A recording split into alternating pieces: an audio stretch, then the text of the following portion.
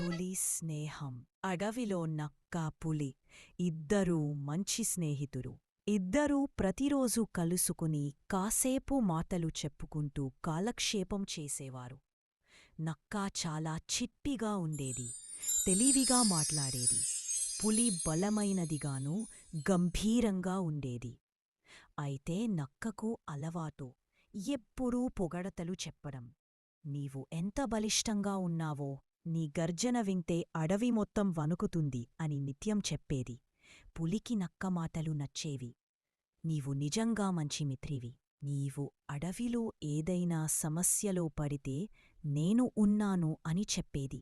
ఒకరోజు నక్క మాంసం దొంగిలించడం వేటగాళ్లుకు పట్టబట్టింది. అవి దాన్ని ఉడికించబోతున్నారు. నక్క భయపడి తన మిత్రుడైన పులికి కాల చూపింది.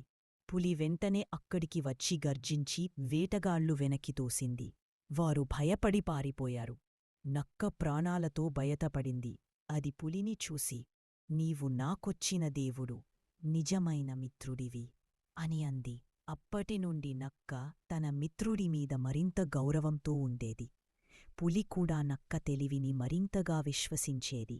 నిజమైన స్నేహం అనేది బలానికి కూడా మించి ఒకరిపై విశ్వాసం. నక్క, పులి కథ. ఒక అడవిలో ఓ నక్క ఉండేది. అది చాలా చతురంగా, తిన్నగా జీవించేది. కాని దానికి వేటాడటం అలవాటు ఉండేది కాదు. ఎల్లప్పుడూ ఇంకెవరైనా వేటాడిన జంతుల మిగతా భాగాలను తినడం దాని అలవాటు. నక్క అది ఓ జింకను పట్టి చంపింది. ఆయ సమయంలో ఓ పులి వేటాడుకును చంపింది వచ్చిన బారాలో ఓ జింకను పట్టి చంపింది. అంతలోనే పులి మళ్ళీ అక్కడకు వచ్చింది. నక్క వెంటనే భయపడింది. కాని దాని చతురతతో బతకమన్నదే. నక్క పులిని చూసి ఇలా అంది, స్వామీ, మీరు ఆ జింకను చంపిన గొప్పవాడు. నేను కేవలం మీకు రుచి చూసి విషముందో లేదో పరీక్షించాను. మీరు పాపం తినకుండానే భయంతో ముందే చూస్తున్నాను. ఇప్పుడు నిశ్చింతగా తినండి. పులికి నక్క మాటలు నచ్చాయి అని చెప్పి పులి మాంసాన్ని తినటం మొదలుపెట్టింది. నక్క అక్కడినుంచి నిశ్శబ్దంగా జారుకుంది.